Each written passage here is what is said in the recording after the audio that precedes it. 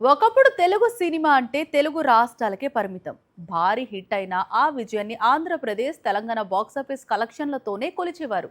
కానీ గత దశాబ్ద కాలంలో పరిస్థితి పూర్తిగా మారిపోయింది.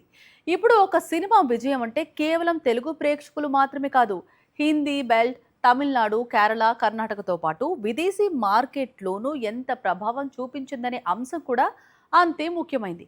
ఈ మార్పుతో హీరోలతో పాటు దర్శకులపై కూడా భారీ బాధ్యత పడింది.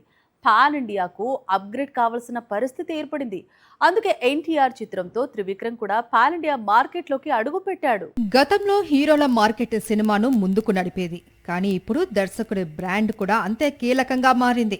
Rajamouli cinema, Sukumar cinema, Sandeep Reddy Vanga cinema, Nag Ashwin cinema అనే పేర్లకే ప్రేక్షకుల్లో ప్రత్యేక ఆసక్తి ఏర్పడుతోంది. అందుకే తెలుగు దర్శకుల్లో పాన్ ఇండియా కాంపిటీషన్ మొదలైంది. కాస్త ఆలస్యంగా పాన్ ఇండియా లీగ్లోకి అడుగుపెట్టాడు త్రివిక్రమ్. అయితే లేటుగా ఎంట్రీ ఇచ్చినా లేటెస్ట్గా ఉండాలి అనుకొని ఎన్టీఆర్తో మైథాలజీ ప్లాన్ చేశాడు.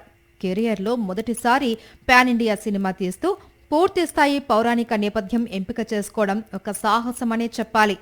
ఇప్పటి వరకు త్రివిక్రమ్ అంటే కుటుంబ కథా చిత్రాలు, తెలుగు నేటివిటీకి తగ్గట్లు పాత్రలు, పంచ్ డైలాగ్స్, ప్రాసలు. కానీ ఎన్టీఆర్ చిత్రంతో మాంత్రికుడి రూట్ కూడా మారిపోనుంది.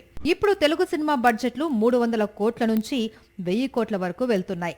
ఈ స్థాయి బడ్జెట్స్తో తెరకెక్కే సినిమాలు కేవలం తెలుగు మార్కెట్తోనే లాభాల్లోకి రావడం చాలా కష్టం. అందుకే నిర్మాతలు కూడా దేశవ్యాప్తంగా మార్కెట్ ఉన్న దర్శకుల వైపు చూస్తున్నారు, వారినే ప్రోత్సహిస్తూ ఉన్నారు. ఇక హీరోల సంగతి సరే సరే, పాన్ ఇండియా అనే పదం బాగా వినిపిస్తున్నా రాబోయే రోజుల్లో తెలుగు దర్శకుల లక్ష్యం పాన్ వరల్డ్ గా మారినా ఆశ్చర్యం లేదు. రాజమౌళి ఇప్పటికే ఆ దిశగా అడుగులు వేస్తున్నాడు. నాగ్ అశ్విన్ కూడా విజువల్ వండర్స్ మీదే దృష్టి పెడుతున్నాడు. మరికొందరు దర్శకులు అంతర్జాతీయ సాంకేతిక ప్రమాణాలను అందుకోవడానికి ప్రయత్నిస్తున్నారు.